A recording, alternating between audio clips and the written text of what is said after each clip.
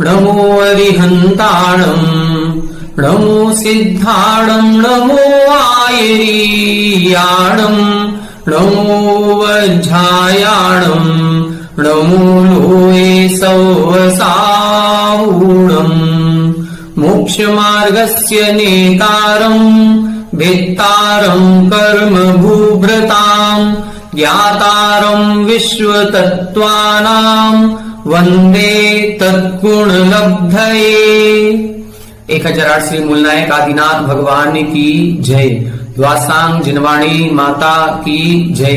आचार्य श्रेष्ठ आचार्य गुरुवर श्री 108 पूज्यपाद स्वामी महाराज की जय। आचार्य श्रेष्ठ आचार्य गुरुवर श्री 108 विद्यासागर जी महाराज की जय। जगत पूज्य निर्यापक श्रमण मुनि पुंगव श्री 108 सुधा सागर जी महाराज की जय। समस्त मुनि संघ की जय। आलोक मोदी स्वाध्याय सुधा यूट्यूब चैनल पर आप सभी दर्शकों का एक बार पुनः हार्दिक स्वागत, हार्दिक अभिनंदन।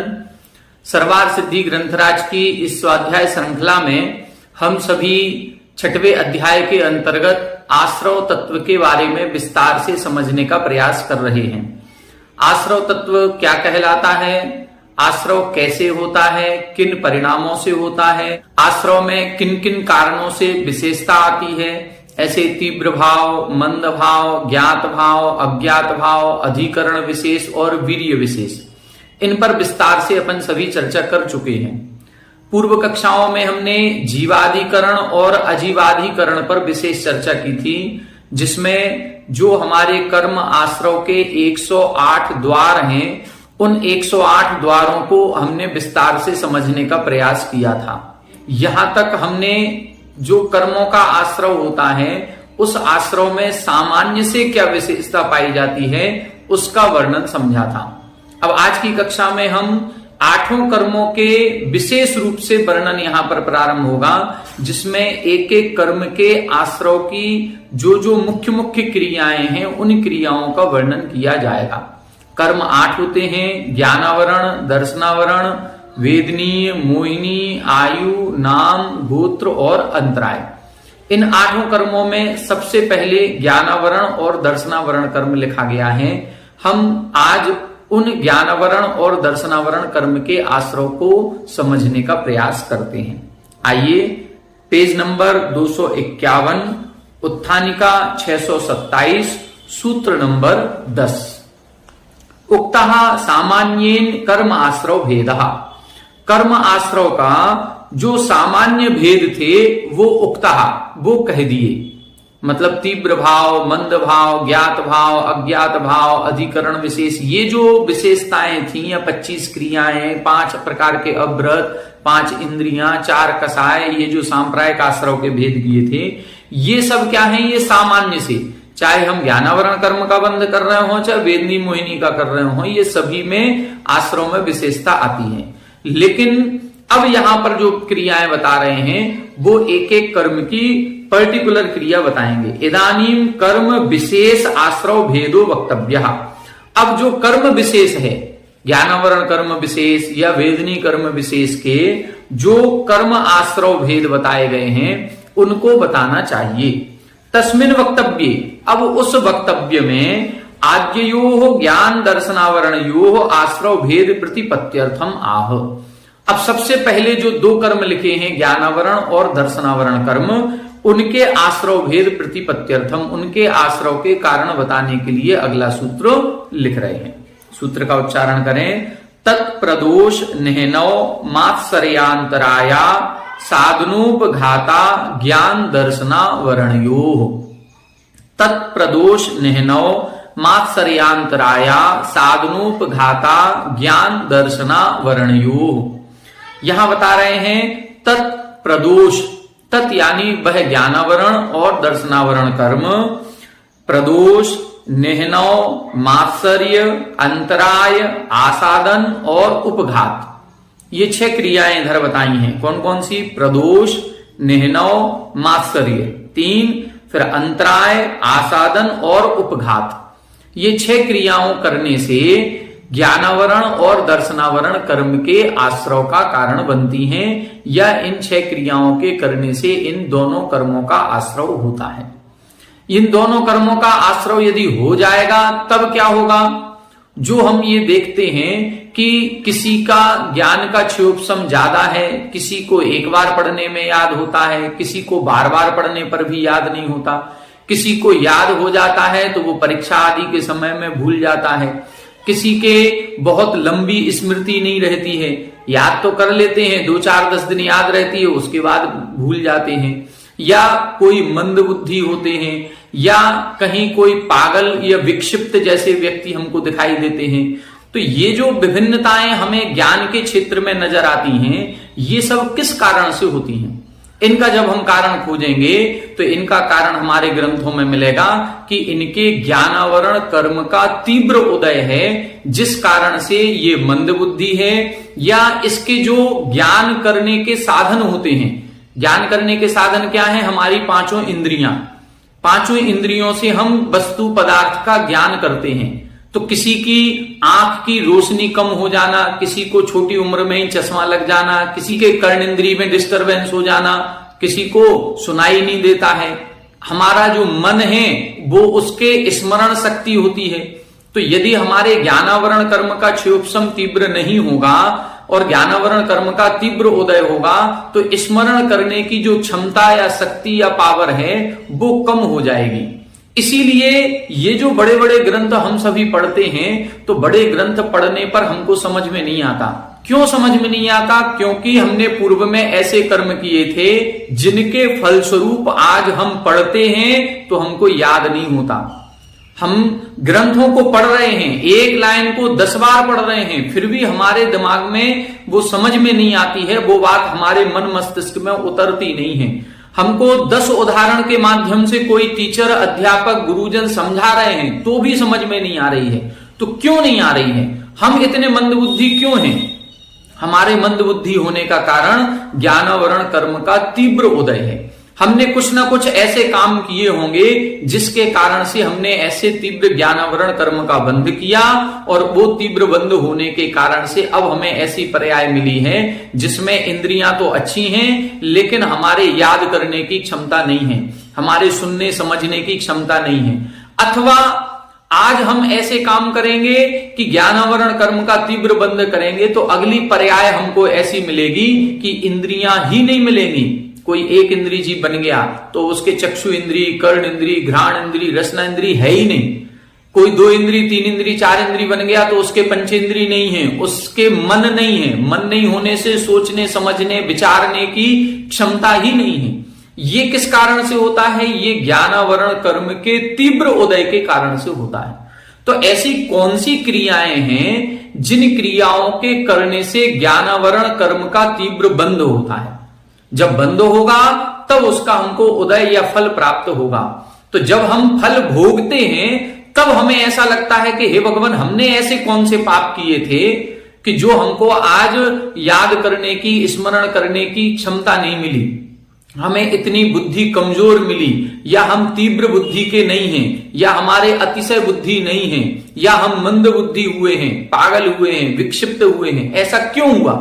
तो आज हम इन ग्रंथों को पढ़ेंगे और इन ग्रंथों में इसी ज्ञानावरण दर्शनावरण कर्म के बंध के कारण ये बताए गए हैं। यही वो कारण हैं जिन कारणों के करने से हमारी बुद्धि कम होती है। और यदि हम ये कारण नहीं करेंगे और कहीं कोई पढ़ रहा है उसके लिए सहकारी बनेंगे तो हमारे ज्ञानावरण कर्म का तीव्र क्षयोपशम बढ़ेगा। फिर उससे हमारी बुद्धि खुलेगी और हमको एक बार जो अभी 5 बार पढ़ने में याद होता था वो 2 बार पढ़ने में याद हो जाएगा। ऐसे निमित्त मिलेंगे कि हम जल्दी से जल्दी ही महाज्ञानी बन जाएंगे। देखें वो कारण कौन कौन से हैं। आइए 628 नंबर पहले देखें। प्रदोष की परिभाषा बता रहे हैं। टीका में एक एक शब्द की पहले व्याख्या करेंगे, फिर उस सूत्र से संबंधित कुछ विशेष जिज्ञासा है तो उस जिज्ञासा के समाधान प्रस्तुत किए जाते हैं। तत्वज्ञानस्य मोक्ष साधनस्य कीर्तने कृते कस्यचित् अनभिव्याहरतः अंतः पैशून्य परिणामः प्रदोषः। प्रदोष किसे कहते हैं? तत्वज्ञानस्य मोक्ष साधनस्य कीर्तने कृते। कौन सा तत्व ज्ञान है? जो मोक्ष साधन से, जो मोक्ष का साधन है। जैसे ये जो हम ग्रंथ पढ़ रहे हैं, ये जो सम्यक ज्ञान कर रहे हैं, ये सम्यक ज्ञान कैसा है? ये मोक्ष का साधन है। क्यों? क्योंकि सम्यक दर्शन, सम्यक ज्ञान, सम्यक चारित्र में प्रवृत्ति कराने वाला है। तो जो मोक्ष के कारणभूत सच्चे शास्त्र आदि हैं, उन सच्चे शास्त्र आदि का कहीं उपदेश हो रहा है, स्वाध्याय कक्षा चल रही है, शिविर आदि चल रहे हैं, कहीं पर पढ़ने और पढ़ाने का काम चल रहा है, वहां पर कीर्तने कृते मतलब इनका गुणगान हो रहा है। अब ये सारा सब कुछ होने पर भी कस्यचित अनभिव्याहरता, किसी व्यक्ति के मन में इन क्रियाओं के होने पर प्रसन्नता नहीं है। और प्रसन्नता नहीं होने पर भी क्या है? अंतः पैशून्य परिणाम, अंतरंग में ईर्ष्या का भाव हो रहा है, जलन का भाव हो रहा है, अंतरंग में कोई एक अन्य प्रकार का ही परिणाम बन रहा है। उस परिणाम को प्रदोष कहते हैं। प्रदोष का मतलब क्या हुआ? कि जहां पर सम्यक ज्ञान की क्रियाएं चल रही हैं, सम्यक ज्ञान के शास्त्रों का अध्ययन अध्यापन कार्य चल रहा है, फिर भी मान लो कि हमारे कॉलोनी में एक शिविर का आयोजन हुआ है, या हमारे कॉलोनी में रोज शाम को शास्त्र स्वाध्याय चलता है जिसमें 50 लोग बैठ रहे हैं, फिर भी 50 लोगों के बैठने पर भी हम वहीं मंदिर के बाहर खड़े खड़े तो गप्पे कर रहे हैं, बातचीत कर रहे हैं, लेकिन शास्त्र सभा में बैठने का प्रयास नहीं कर रहे हैं। तो वो जो हमने उस शास्त्र सभा का अपमान एक तरह से किया है, उसका बहुमान नहीं रखा है, हमारे मन में ऐसा क्या परिणाम चल रहा था जो हम उस शास्त्र सभा में नहीं बैठे? कई लोग कहते हैं हमें समझ में नहीं आता इसलिए हम बैठते नहीं हैं। अरे तो समझ में क्यों नहीं आता? वो इसीलिए नहीं आता है क्योंकि आप शास्त्र सभा में बैठते नहीं हो। शास्त्र सभा का आपने कहीं ना कहीं अनादर किया है। अनादर किया है इसीलिए आपको अच्छी बातें समझ में नहीं आती हैं, वो उसी कर्म के कारण से नहीं आ रही हैं, और वही कर्म हम पुनः कर रहे हैं। हम पुनः उसी शास्त्र सभा से बाहर खड़े होकर के बातें कर रहे हैं। तो ये जो क्रिया हो रही है इसी को हम प्रदोष कहते हैं। कहीं पर सम्यक ज्ञान की, सम्यक चारित्र की क्रियाएं चल रही हैं, कीर्तन चल रहा है, लेकिन फिर भी हम उस कीर्तन में भागीदार नहीं हो रहे हैं, और अंतरंग में जो भी परिणाम है, परिणाम नहीं कह सकते किस परिणाम के कारण से हो रहा है, जो भी कारण है उस कारण को हम प्रदोष कहते हैं। कुतश्चित कारणात् न अस्ति न वेदमी इत्यादि ज्ञानस्य व्यपलपनम निन्नवः। यहां बता रहे हैं निन्नव किसे कहते हैं? कुतश्चित कारणात्, किसी भी कारण से। कारण की व्याख्या नहीं कर रहे हैं, कारण कुछ भी हो सकता है। न अस्ति ऐसा नहीं है, न वेदमी मैं नहीं जानता हूं, इस प्रकार से ज्ञानस्य व्यपलपनम, ज्ञान को दबा देना, ज्ञान को रोक देना, ज्ञान को प्रकट नहीं कर देना, ज्ञान को छुपा देना, इसका नाम है निह्नव। तो निह्नव क्या कहलाता है? आजकल कई छोटे युवा वर्ग हैं या कोई छोटे बच्चे हैं जो बड़े लोगों से पूछ करके काम करते हैं, लेकिन यदि बड़े लोगों को थोड़ा सा बार बार पूछते हैं कोई छोटे लोग, तो बड़े लोगों को चिड़चिड़ापन आ जाता है, और चिड़चिड़ापन आने पर कहते हैं हमें नहीं पता, करो जैसा अच्छा लगे वैसा कर लो, हाँ ठीक है रहने दो, करते रहो। अब ये जो हमने चिड़चिड़ा करके कोई ऐसे सेंटेंस बोल दिया कि हमें नहीं पता, हम नहीं जानते, उसको सही विधि का ज्ञान नहीं कराया, तो इसको ज्ञान का व्यपलपन अर्थात निह्नव कहेंगे। मंदिर में देखें कई सारे नए लोग जुड़ते हैं अभिषेक पूजन करने के लिए, युवा वर्ग आने लगा है। महाराज श्री लोगों के उपदेश से कई सारे युवा वर्ग और नए बच्चे पाठशाला आदि के प्रभाव से मंदिर में आने लगे।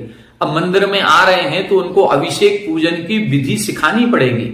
यदि वह कहीं किसी बड़े लोगों से पूछते हैं कि क्या हम ये द्रव ठीक धो रहे हैं, ये द्रव की थाली हमने ठीक लगाई है, तो हमने क्या कह दिया, हमें नहीं पता, देख लो उधर ही, उससे पूछ लो, वहां देखो। अब ये हम चाहते तो बता देते कि नहीं इसको ऐसे नहीं, इसको ऐसे करना है, लेकिन हमने यदि उस ज्ञान को नहीं बताया तो फिर ये निह्नव कहलाएगा। तो एक सेंटेंस जो हमने बोला है, अब वो चिड़चिड़ापन किसी भी कारण से हो सकता है हमारा, लेकिन हमने उधर नहीं बताया है, इसलिए हमने ज्ञानावरण कर्म का बंध कर लिया। कोई हमसे पूछ रहा था, जानना चाह रहा था, समझना चाह रहा था, लेकिन हमने उसको नहीं बताया। इसको बोलते हैं निह्नव, ज्ञान को छुपाना। कुतश्चित कारणात् भावितम अपि विज्ञानम दानार्हम अपि यतो न दीयते तन्मात्सर्यम। मात्सर्य किसे कहते हैं?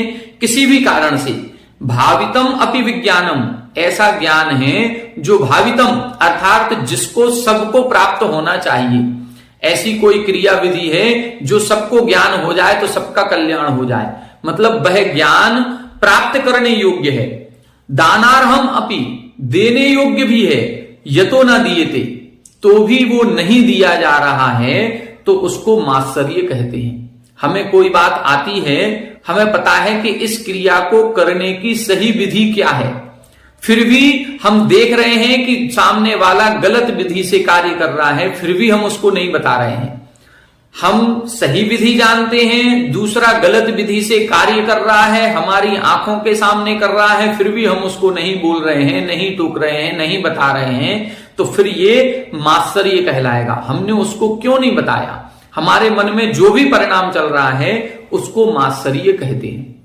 यदि हम उसको सही विधि का ज्ञान करा देते तो हो सकता है कई सारे जीवों की हिंसा से बच जाते, कई प्रकार के पाप वर्धक क्रियाओं से बच जाते, कई सारे लोग पुण्य क्रियाओं में जुड़ जाते, कई सारे लोगों को ज्ञान, सम्यक ज्ञान की प्राप्ति हो जाती। तो कुछ भी हो सकता था, लेकिन फिर भी हमें आते हुए भी हमने यदि नहीं बताया है तो उसको मात्सर्य कहते हैं। ठीक है, प्रदोष, नेहनव और मात्सर्य। प्रदोष में क्या बताया कि जहां पर सम्यक ज्ञान की कक्षाएं चल रही हैं, ज्ञान का प्रकाश किया जा रहा है, फिर भी हम उसमें सम्मिलित नहीं हो रहे हैं, उसमें हमें प्रसन्नता का भाव नहीं आ रहा है, तो वो प्रदोष है। दूसरा क्या बताया था, किसी ने हमसे कुछ पूछा लेकिन हमने मना कर दिया कि मैं नहीं जानता हूं या ऐसा नहीं है, तो उसको बोलते हैं नेहनव। और मात्सर्य किसे कहते हैं कि ऐसे ज्ञान की विधि है जो देने योग्य है, प्राप्त करने योग्य भी है, फिर भी नहीं दी जा रही है, तो उसे मात्सर्य कहते हैं। आगे देखें, ज्ञान व्यवच्छेद करणम अंतराय। अंतराय किसे कहते हैं, ज्ञान का विच्छेद कर देना। ज्ञान का विच्छेद करने का मतलब, कोई स्वाध्याय की कक्षा चल रही थी और हमने जाकर के वहीं जोर जोर से ताली बजा करके, घंटी बजा करके आरती आदि करने लगी। जहां पर प्रवचन चल रहा था वहीं पर हम जोर जोर से पूजन आदि करने लगे। नहीं, जिस समय यदि ज्ञान की क्रिया चल रही है, कोई स्वाध्याय कर रहा है और हम वहीं जाकर के बैठ करके जोर जोर से ताली बजा करके पूजा कर रहे हैं, उसको डिस्टरबेंस हो रहा है। यदि हमारे किसी भी क्रिया से किसी पढ़ने वाले विद्यार्थी को, व्यक्ति को, स्वाध्यायी को डिस्टरबेंस हो रहा है, व्यवधान हो रहा है, और वो यदि हम व्यवधान नहीं करते तो हो सकता था वो आध घंटे स्वाध्याय करता, लेकिन हमारे व्यवधान करने से उसने केवल 10 मिनट पढ़ाई की और शास्त्र बंद करके रख दिया, तो इसको कहेंगे विच्छेद करना। ये हमने उसके ज्ञान में अंतराय डाल दिया। कोई बच्चे पढ़ने बैठे थे और हमने उसी समय, जिस समय वो पढ़ रहे हो उसी समय उनसे कह दिया कि नहीं जाओ ये काम करके ले आओ, तो अब वो काम करने के लिए उसने किताब बंद कर दी और चला गया। तो ये क्या कर दिया हमने, ज्ञान का विच्छेद कर दिया। ज्ञान के साधनों में विच्छेद करना। अब जो साधन है, ज्ञान का साधन क्या है, किताब। अब किताब को हमने फाड़ दिया, छुपा दिया, कहीं दूसरे को दे दिया। अब ये जो करते हैं ये ज्ञान का विच्छेद करना कहलाएगा। कोई बच्चा पढ़ने वाला है, वो पढ़ रहा है, हमने लाइट बंद कर दी, तो ये लाइट बंद करने से हमने कौन सा कर्म बांध लिया, हमने ज्ञानावरण कर्म का बंध किया। क्यों? क्योंकि हमने जो लाइट बंद की है, उस लाइट बंद करने से दो बच्चे जो पढ़ रहे थे अब वो नहीं पढ़ पाएंगे। तो ये कई सारी ऐसी क्रियाएं होती हैं। हम घर में टीवी चला करके बैठ गए, ऐसी जोर जोर से टीवी चला रहे हैं कि दूसरे कमरे में बैठने पर भी बच्चा नहीं पढ़ पा रहा है। तो कई सारी ऐसी क्रियाएं हैं जिन क्रियाओं को करते समय हमें एहसास ही नहीं होता है कि हम किसी को विघ्न भी उत्पन्न कर रहे हैं, हम किसी के ज्ञान में व्यवधान कर रहे हैं। तो यदि ज्ञान में व्यवधान किया जाता है तो उसे अंतराय कहते हैं। आगे देखें, कायेन वाचा च पर प्रकाश्य ज्ञानस्य वर्जनम आसादनम। कायेन वाचा च, काय के द्वारा अथवा वचनों के द्वारा, पर प्रकाश्य ज्ञानस्य, जो दूसरे के द्वारा ज्ञान का प्रकाश किया जा रहा था उसको वर्जनम, उसको रोक देना, ये आसाधना कहलाती है। कई बार मंदिर में स्वाध्याय कक्षा चल रही है या कहीं कोई पढ़ाई कर रहा है और हमने पीछे से, हमें जल्दी जाना था इसलिए हमने क्या कह दिया, भैया जी टाइम हो गया। अब ये टाइम हो गया ये शब्द बोलते ही उन्होंने ग्रंथ बंद करके स्वाध्याय बंद कर दिया, जिनवाणी स्तुति कर ली। अब हमारे बोलने से उन्होंने स्वाध्याय बंद किया है, और उस स्वाध्याय में यदि 50 लोग बैठे थे, यदि हम नहीं बोलते तो 10 मिनट क्लास और चल सकती थी, 10 मिनट स्वाध्याय और चल सकता था, लेकिन हमारे बोलने पर वो 50 लोगों के 10 मिनट का नुकसान कर दिया हमने। कई बार होता है हम बोलते नहीं हैं तो घड़ी दिखा देते हैं, इशारा कर देते हैं कि बस अब कक्षा बहुत हो गई, अब मन नहीं लग रहा है। यदि हमारा मन नहीं लग रहा है या हमें कहीं किसी काम से बाहर जाना है, हमें कोई आकुलता हो रही है, तो हम स्वयं अपना काय उत्सर्ग करें और बिना किसी को टोके, बिना किसी को बोले ही चुपचाप उठ करके चले जाएं। लेकिन पढ़ाने वाले के प्रति उसको कोई इशारा नहीं करें, उसको नहीं बोलें कि आप कक्षा बंद कर दो। ये वर्जनम, ये आसादनम कहलाती है, ये आसाधना है। तो आसाधना में क्या है? शरीर के द्वारा या वचनों के द्वारा किसी को रोक देना। ये रोकने का काम यदि हम कर रहे हैं तो वो आसाधना कहलाती है। किसी ने कहा कि हम दोपहर में 3 बजे कक्षा लेंगे। अब 40 लोग तैयार थे, लेकिन 2-4 लोगों ने कहा नहीं 3 बजे हम नहीं आ पाएंगे, हम तो शाम को 7 बजे आएंगे। अब इधर 3 लोगों की बात को मान करके यदि शाम को 7 बजे कक्षा लगाई और 10 लोग नहीं आ पाए उसमें, तो अब इधर भी हमको ये दोष लगेगा। जिस समय सबकी अनुकूलता बैठ रही है उस समय हम कार्य करें, अपनी अनुकूलता ना देखें। प्रशस्त ज्ञान दूषणम उपघाता। उपघात किसे कहते हैं? प्रशस्त ज्ञान में दूषण लगाना। जो ज्ञान सम्यक है उस सम्यक ज्ञान में दोष लगाना। कई बार मंदिरों में स्वाध्याय कक्षाएं चलती हैं, बहुत अच्छी चलती हैं, लेकिन जो इससे जलने बुझने वाले लोग होते हैं, ईर्ष्या करने वाले लोग होते हैं, वो कहीं ना कहीं अच्छे ज्ञान में, अच्छी क्रियाओं में दोष लगाएंगे, अरे कुछ नहीं होता उधर। तो यदि हमने प्रशस्त ज्ञान में कोई दोष लगा दिया है तो उसको उपघात कहते हैं। प्रश्न कर रहे हैं आसाधनम एवति चेत, ये उपघात भी तो आसाधना हो गई। आसाधना में भी हमने ज्ञान को रोक दिया था और उपघात में भी हम प्रशस्त ज्ञान में दोष लगा रहे हैं, तो यहां पर भी वही बात हो रही है। तो ये तो दोनों एक ही हो गए। तब इधर बता रहे हैं नहीं, ऐसा नहीं है। सतो ज्ञानस्य विनय प्रदानादि गुण कीर्तन अननुष्ठानम आसाधनम। आसाधन क्या कहलाती है? सतः ज्ञानस्य, जो सम्यक ज्ञान था, पवित्र ज्ञान था, उस ज्ञान की विनय प्रदान आदि गुण कीर्तन अननुष्ठान, मतलब विनय नहीं करना, उनके गुण कीर्तन नहीं करना। पहले आपने कई बार देखा होगा मंदिरों में जो स्वाध्याय चलता है, तो भले ही लोगों को स्वाध्याय में नहीं बैठना है, 20 लोग बैठे हैं, 10 लोग अपनी सामायिक कर रहे हैं, मंदिर में आ रहे हैं, दर्शन करके जा रहे हैं, तो वो जो 10 लोग आते जाते थे वो एक बार उधर पंडित जी के सामने जो ग्रंथ रखा है उस ग्रंथ को ढोक दे करके जाते थे। तो कम से कम विनय तो करते थे उसकी। भले ही हमारे पास समय नहीं है, हम नहीं बैठ पा रहे हैं, हमें समझ में नहीं आता या कोई भी कारण है हम उस स्वाध्याय में नहीं बैठ रहे हैं, लेकिन जो स्वाध्याय चल रहा है उसकी हम विनय करते थे, उसकी हम प्रशंसा करते थे। इसलिए नहीं बैठने पर भी हमको ज्ञानावरण कर्म का क्षोभसम बढ़ जाता था। लेकिन अब आजकल ये विनय गुण खत्म हो गया, वहीं स्वाध्याय भी चलता रहता है और सिर झुकाने का भाव भी नहीं करता। बैठने का तो करता ही नहीं है, बैठना तो बिल्कुल चाहते ही नहीं है। नई युवा पीढ़ी जो है वहीं से निकल जाएगी, आ जाएगी, चली जाएगी, और बल्कि जो स्वाध्याय में बैठे हैं उनके प्रति एक और ऐसा भाव आने लगता है कि ये क्या कर रहे हैं, धर्म ग्रंथों को पढ़ रहे हैं, क्या होना है इससे।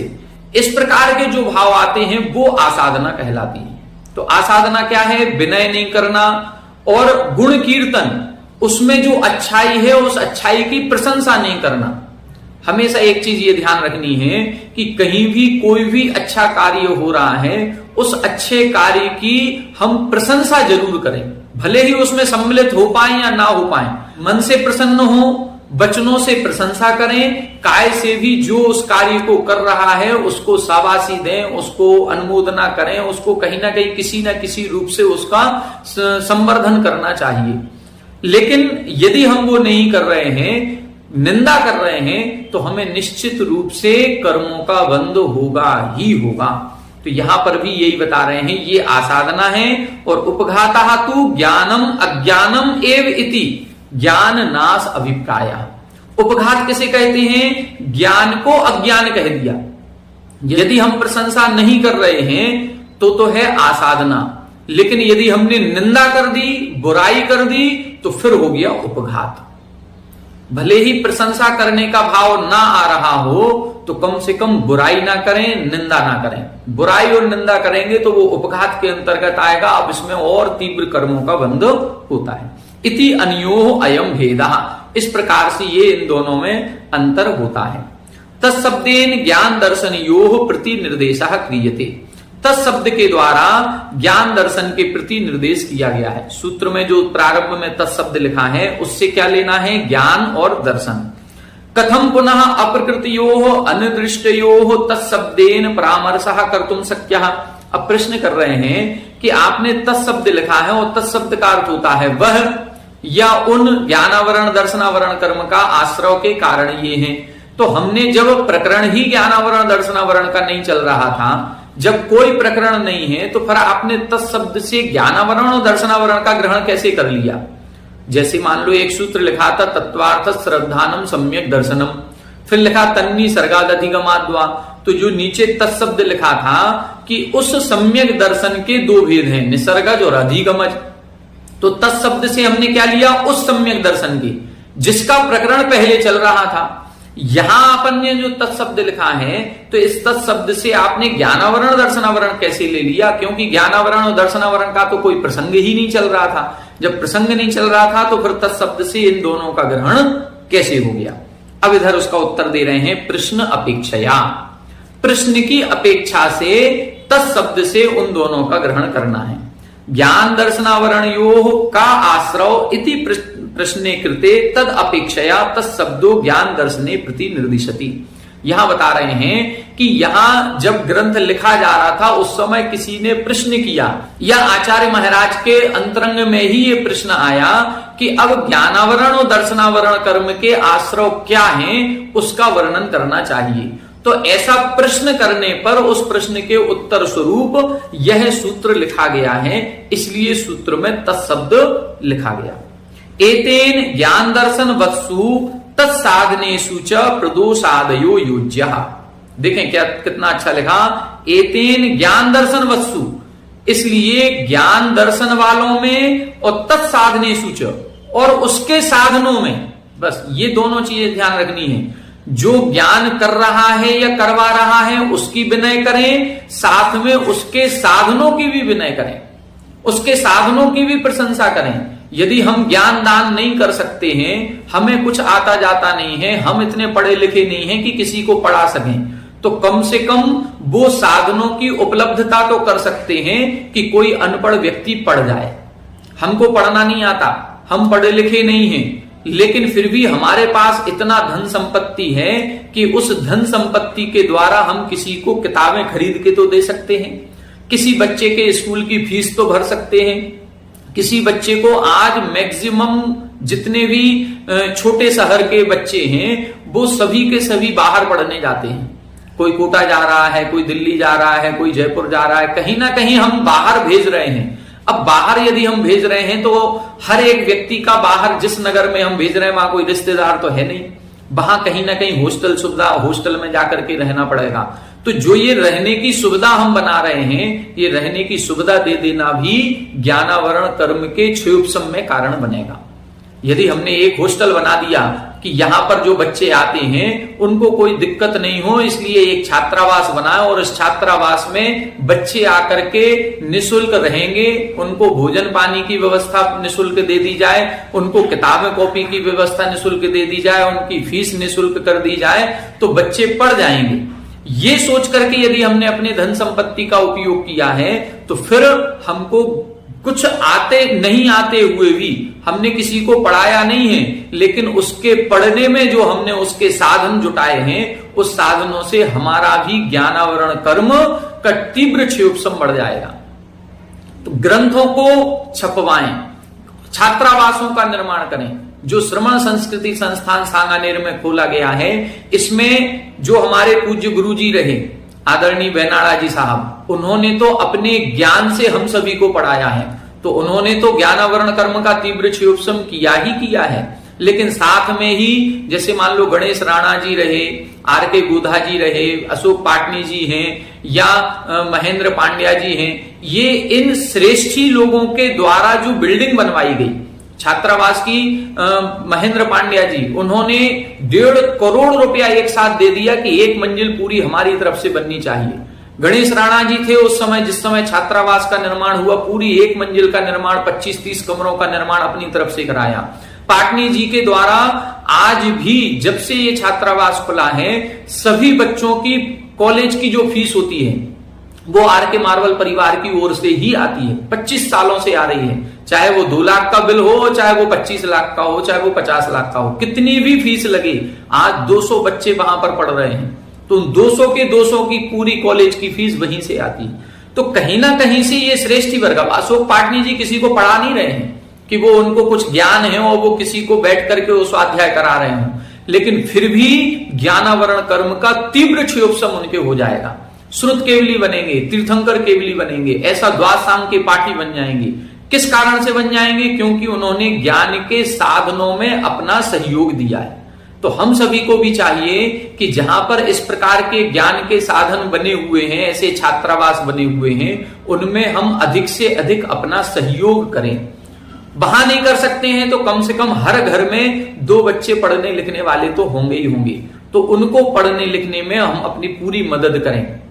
अपने बच्चों के लिए तो दुनिया करती है, किसी दूसरे के बच्चों के लिए करेंगे तो ज्यादा तीव्र क्षयोपशम हमारा बढ़ता है। तो ज्ञान आदि की विनय करें। देखिए कितना अच्छा लिखा है इधर इन्होंने, एतेन ज्ञान दर्शन वत्सु तत्साधनेषु च प्रदोषादयो युज्या। ज्ञान दर्शन वालों में और उनके साधनों में इस प्रदोष आदि की योजना कर लेनी चाहिए। कोई तो छात्रावास चला रहा है और कोई व्यक्ति ऐसे भी होते हैं जिनके मन में ये भावना आती है कि ऐसे छात्रावास क्यों खुल गया, ये बंद होना चाहिए। यदि किसी के मन में इस प्रकार की भावना आ रही है जो उनमें रुकावट डाल रहे हैं, विघ्न कर रहे हैं, तो उनके ज्ञानावरण कर्म का तीव्र बंद होगा और जो उसमें सहयोगी बन रहे हैं उनके ज्ञानावरण कर्म का तीव्र क्षयोपशम होगा। ते एते ज्ञान दर्शनावरण यो आश्रव हेतवः, ये सभी ज्ञान दर्शनावरण कर्म के आश्रव के हेतु जानने चाहिए। एक कारण साध्यस्य कार्यस्य अनेकस्य दर्शनात् तुल्येपि प्रदोषादौ ज्ञान दर्शनावरण आश्रव सिद्धि। यहां बता रहे हैं कि 2 कर्म के आश्रव के कारण बताए, ज्ञानावरण और दर्शनावरण। तो क्रियाएं एक हैं और कर्म दोनों बन रहे हैं। तो ऐसा कैसे हो सकता है कि हम एक क्रिया करें और ज्ञानावरण और दर्शनावरण दोनों कर्मों का बंध हो जाए?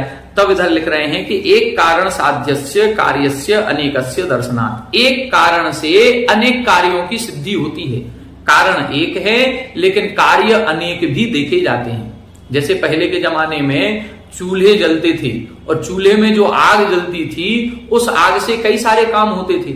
उस आग से रोटी भी पक रही है, उस आग से वही सर्दी का मौसम है तो हाथ भी ताप रहे हैं, गर्मी भी मिल रही है, और उसी आग के उजाले में कोई पढ़ाई भी कर रहा है। तो आग जलना एक कारण है, लेकिन उस एक कारण से काम कितने हो गए? 3 हो गए हैं। खाना भी पक रहा है, उसके उजाले में बच्चा पढ़ भी रहा है, और सर्दी के मौसम में हमको गर्मी भी मिल रही है। तो ऐसे एक कारण से अनेक कार्यों की सिद्धि होती है। तो ऐसे ही प्रदोष, निहनव, मास्तर्य आदि जो ये बताए हैं, इनसे ज्ञानावरण कर्म का भी बंध होता है और दर्शनावरण कर्म का भी बंध होता है। अथवा विषय भेदात आश्रव भेदा, विषय के भेद से आश्रव में भेद लगा लेना चाहिए। कैसे? ज्ञान विषयः प्रदोषादयो ज्ञानावरणस्य, दर्शन विषयः प्रदोषादयो दर्शनावरणस्य इति। ज्ञानावरण कर्म के संबंध में जब ज्ञान के विषय में लगाएंगे प्रदोष आदि, तो ज्ञानावरण कर्म का आश्रव का कारण बनेंगे, और दर्शन के विषय में जब प्रदोष आदि की योजना की जाएगी तो दर्शनावरण कर्म के आश्रव का कारण बन जाते हैं। ज्ञान के विषय में अपन ने बता दिया। अब दर्शनावरण और ज्ञानावरण, जो दर्शन और ज्ञान है, ये इतनी सूक्ष्म क्रिया होती है कि इनमें भेद करना संभव नहीं है। फिर भी दर्शन के विषय में जब दर्शनावरण कर्म को देखते हैं तो ग्रंथों में जो उदाहरण मिलता है वो उदाहरण मिलता है जैसे मूर्ति पर पर्दा होना। मूर्ति पर पर्दा होने का मतलब है कोई व्यक्ति दर्शन करने जा रहा था, उसको मंदिर में ताला लगा हुआ मिला, वो दर्शन करने से रह गया। तो अब यहां पर हम उस दर्शन को भी यदि लेते हैं तो उस दर्शन से संबंधित ये प्रदोष आदि की योजना कर लेनी चाहिए। कोई दर्शन करने जा रहा है और हमारे मन में उसकी बुराई चल रही है, ये देखो बड़े भक्त बने फिर रहे हैं, ये मंदिर जा रहे हैं, मंदिर तो इस प्रकार का जो सेंटेंस हमने बोला है, ये सेंटेंस प्रदोष हो जाएगा। हमने किसी को दर्शन की करने की विधि, कोई पूछ रहा था कि दर्शन कैसे करना चाहिए, हमने कहा हमें नहीं पता, जैसे बने वैसे कर लो, ये नहना हो गया। उसको हमने कहीं ना कहीं से रोक दिया। मात्सर्य, उससे जलन आदि का परिणाम करना। कई बार ऐसा होता है कोई तीर्थ वंदना आदि के लिए जा रहा है और हमने किसी कारण से ऐसे सेंटेंस बोल दिए जिससे उसका तीर्थ वंदना करने का प्रोग्राम ही कैंसिल हो गया।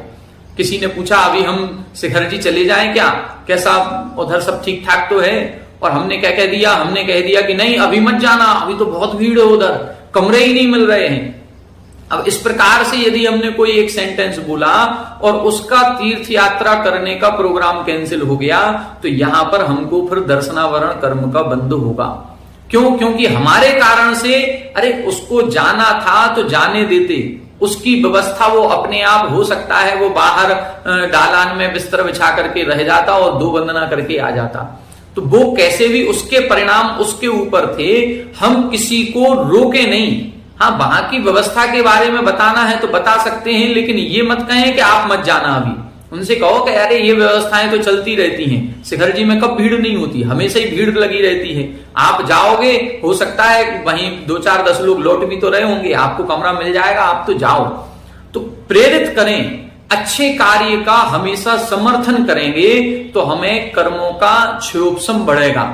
और यदि हम अच्छे कार्यों की प्रशंसा नहीं कर रहे हैं, निंदा कर रहे हैं, बुराई कर रहे हैं, व्यवधान डाल रहे हैं, तो नियम से हमें उस कर्म का तीव्र बंध होता है। तो ऐसे दर्शन और ज्ञान के क्षेत्र में इन दोनों की योजना कर लेनी चाहिए। इस प्रकार से आज अपन ने ज्ञानावरण और दर्शनावरण कर्म के आश्रय के कारणों को समझा। आज की कक्षा में इतना ही। आगे की कक्षा में अपन अब वेदनी कर्म को समझेंगे। साता वेदनी और असाता वेदनी, इन दोनों कर्मों का बंध कैसे होता है। अपन सभी जानते हैं, छठाला में लिखा है, जे त्रिभुवन में जीव अनंत, सुख चाहे दुख ते भयवंत। सभी सुख चाहते हैं, दुख से डरते हैं। तो अब दुख किन कारणों से उत्पन्न होता है और सुख किन कारणों से उत्पन्न होता है, इसकी चर्चा अगली कक्षा में आएगी, जिसमें हम साता वेदनी और असाता वेदनी कर्म के आश्रय के कारणों को समझेंगे। तो आप सभी हमारे साथ बने रहें। आज की कक्षा में इतना ही। सभी को जय जय।